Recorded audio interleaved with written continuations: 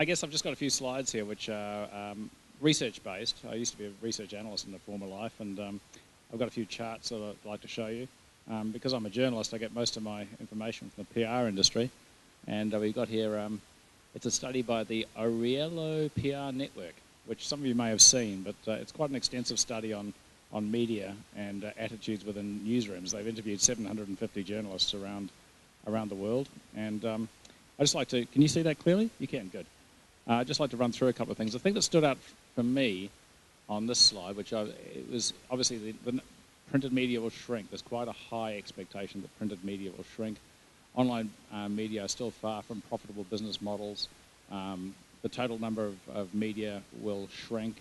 Less certainty about that. The one that really stood out for me was the editorial quality will erode because of a lack of resources. So journalists, 54.4% of journalists in 2009 thought it would erode, and in 2010 it actually went down to 43.8. So there seems to me, there's I think an expectation or a thought that things are pretty bleak within newsrooms around the world, and I think that maybe the adjustment is already happening. We're starting to see people adjusting to change. The dependence on PR will increase. Again, in 2010, that's lower than it was in 2009. The emerging number of new media like blogs will lead to a new media landscape. Again, change, it's down. I think we're seeing traditional media or traditional media organisations actually become part of the game, part of the digital game, and that's part of the reason why this is happening. But the next slide is interesting as well. We've got 35.45% say media has gotten better. The impact of all those changes is that media has gotten better. Now, I think this study is a little bit skewed because it's actually interviewing journalists who got jobs as opposed to journalists who don't have jobs. And one of the most remarkable things you find is that journalists who don't have jobs think everything's gone to hell in a handbasket since they left, and the journalists who have got jobs think they're doing really, really well. But despite that, the journalists who have got jobs are sitting there and thinking they're doing a pretty good job. So I think that's telling. Certainly around our office at the Sunday Star Times, you don't see a lot of doom and gloom. You look around, you realise that people are doing multimedia. You realise that there is actually a video editing suite there, and that those things are starting to happen. They've taken far too long, and you know, it's something that you know, that even Twitter, there are still people just starting to get onto Twitter, you know, and they should have probably been on there a year or two ago. But it is happening, and that's heartening.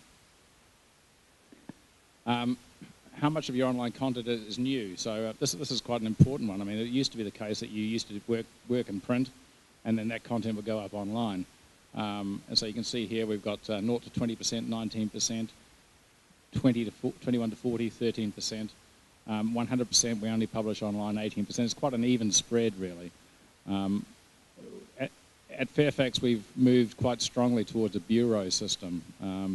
So, for instance, we would have we have our own dedicated journalists in general news for the Sunday Star Times, but I can't tell them from the bureau people. I really can't. They sit amongst each other.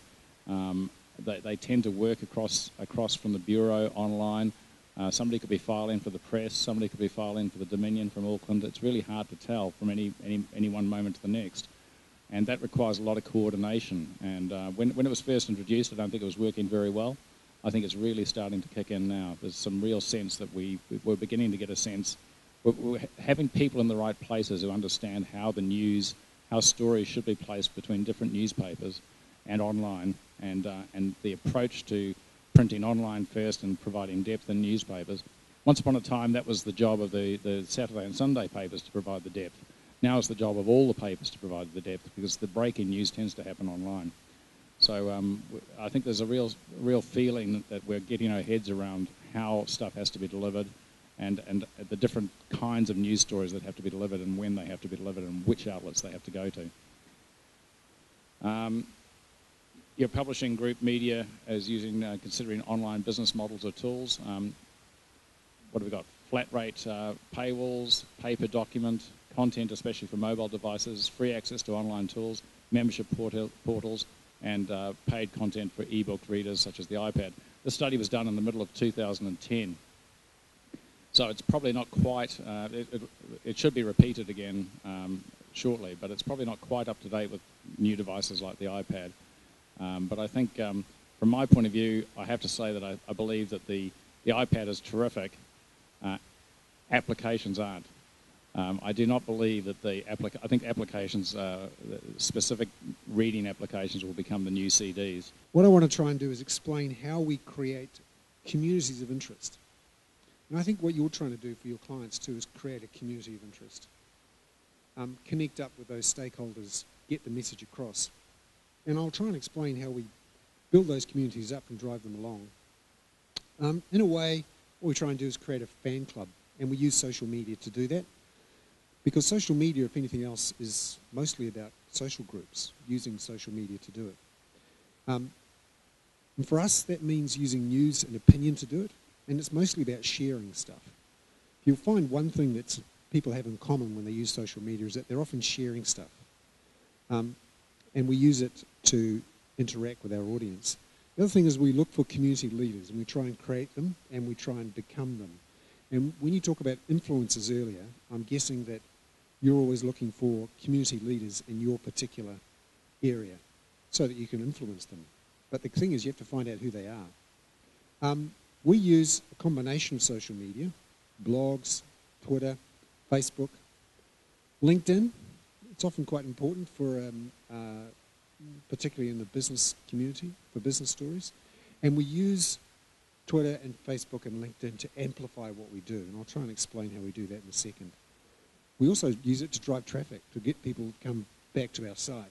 So one of the sayings we have in our office is, it's our job to spread it out and welcome people in. So that means we tell people in our social network what we've put out there, and we offer them the chance through bit.ly links, the ability to click through that link to bounce back into the site. And we try and use social media to be engaging to people.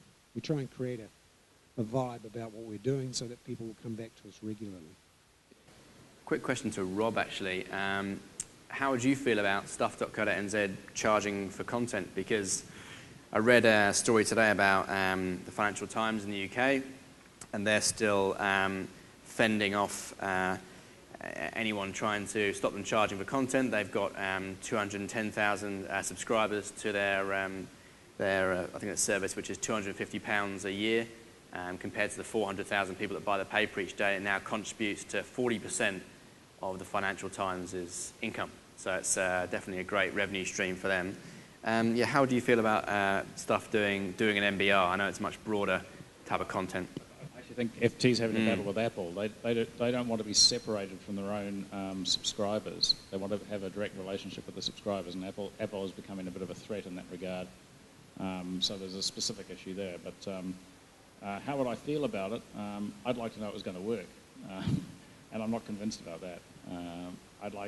I think you have to. I think there's plenty of stuff that we have uniquely, but how long something stays unique in this environment, even with a paywall, is hard to judge. If I search on some of the stories we've had, they're all over the internet. You know, we know we've had them uniquely. Sometimes they just simply copied and pasted. Sometimes they're lightly rewritten. Sometimes they're heavily rewritten. But and I think anybody who works online will understand that. So I don't know. There are huge problems with paywalls. I'm unconvinced by apps. So what's left? I just can't see it. I think we have to somehow find a way of making online traffic pay. I'm still, I guess, a little bit old school, like 2009 in that regard. Warwick, just like to ask you, just a quick question actually. Anyone here who knows Instapaper and Flipboard? A few people as well. And who? Sorry, there's Instapaper, which is I think was mentioned by who mentioned it earlier? Or was it Flipboard? Flipboard was mentioned earlier. They're both different ways that people can consume content now and get content from all over the web in one place. Flipboard is where it's content that your friends have liked that goes into one place. Instapaper is just, I guess, basically an app that looks into the future about how we'll consume newspaper content just about topics that are of interest to us and cuts out all the other stuff, as Warwick was referring to earlier. Warwick, how do you think we'll consume news content in a few years? Do you think we'll all be using these apps, or will it be something else that's a bit more advanced than we've actually realised yet?